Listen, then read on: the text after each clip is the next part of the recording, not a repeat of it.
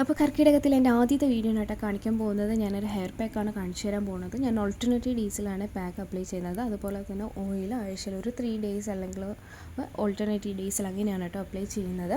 അപ്പം ഇന്നത്തെ പാക്കിന് വേണ്ടി ഞാൻ എടുത്തിട്ടുള്ളത് അലോവേര എടുത്തിട്ടുണ്ട്, പിന്നെ ചെമ്പരത്തിൻ്റെ ഇല എടുത്തിട്ടുണ്ട്. ചെമ്പരത്തിൻ്റെ പൂ കിട്ടിയില്ല, അതും കൂടി ഇടുവാണെങ്കിൽ കുറച്ചുകൂടി നല്ലതായിരിക്കും. അടുത്ത് ഞാൻ ഇതിലേക്ക് എടുത്തു കൊടുക്കാൻ പോകുന്നത് കുറച്ച് അരിപ്പൊടി, കുറച്ച് ഉലുവ, കുറച്ച് ഗ്രീൻ ഗ്രാം വെച്ചാൽ നമ്മുടെ ചെറുപയർ, ഇത് മൂന്നും കൂടി പൊടിച്ച് ഒരു പൗഡർ ഫോമിലാക്കി വെച്ചിട്ടുള്ളതാണ്. ഇത് ഒരു 15 മിനിറ്റ് നമ്മൾ വെള്ളത്തിൽ കുതിർത്ത് വെക്കുകയെന്നുണ്ടെങ്കിൽ നന്നായിട്ട് സോഫ്റ്റായിട്ട് വരും.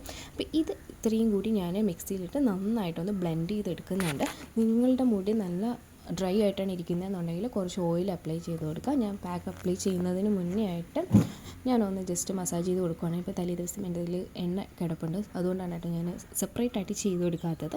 ഇത് സ്കാൽപ്പിലും മുടിയിലും നന്നായിട്ട് ചെയ്യുക. നിങ്ങൾ ആഴ്ചയിലൊരു 2 ദിവസം 3 ദിവസം ഈ ഒരു പാക്ക് ഇടുകയെന്നുണ്ടെങ്കിൽ ഹെയർ നല്ല തിക്കനാവാൻ വേണ്ടിയിട്ട്, നല്ല സോഫ്റ്റ് പെട്ടെന്ന് വളരാൻ വേണ്ടിയിട്ടൊക്കെ ഹെൽപ്പ് ചെയ്യുന്ന ഒരു പാക്കാണ് കേട്ടോ. ഈ ഒരു കർക്കിടക മാസത്തിൽ ഞാൻ എന്തൊക്കെയാണ് സ്കിന്നിനും ഹെയറിനും വേണ്ടിയിട്ട് എടുത്തിട്ടുള്ളതെന്നുള്ളതിൻ്റെ ഡീറ്റെയിൽഡ് വീഡിയോ ഞാനൊരു സീരീസ് രൂപത്തിൽ ഞാൻ അപ്ലോഡ് ചെയ്യുന്നതായിരിക്കും. ഞാൻ എന്തൊക്കെ ഫുഡാണ്, എന്തൊക്കെ സ്കിൻ കെയർ പാക്കാണ്, എന്തൊക്കെ ഹെയർ പാക്കാണ് യൂസ് ചെയ്യുന്നതെന്നുള്ളത് ഞാൻ എന്തായാലും അടുത്ത വീഡിയോയിൽ ഇടുന്നതായിരിക്കും. അപ്പോൾ അടുത്ത വീഡിയോയിലേക്ക് കാണുന്നത് വരയ്ക്കും ബൈ.